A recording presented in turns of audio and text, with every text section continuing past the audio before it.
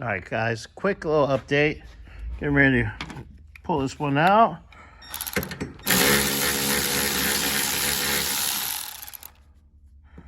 So I got the 2 bolts out of there, 4 bolts here. A little dusty. I get to wipe this all down before I put it back together. Just set that out to the side for right now, and then whoop, shock's out. Put that there. New one, ready to go. Get the bottom. Oh, hey, that was staying earlier. What happened? I might have to do a little magic on that. Oops. Boom.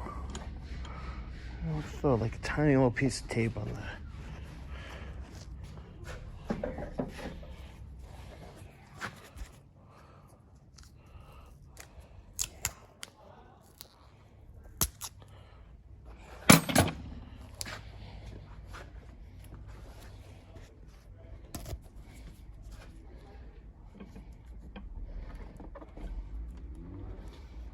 Right there, so it doesn't fall out. I'm gonna put it in. Take the new one.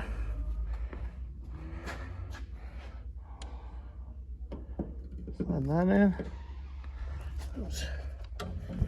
It's kind of hard to. Let's see. Let's look down here. See where we're at.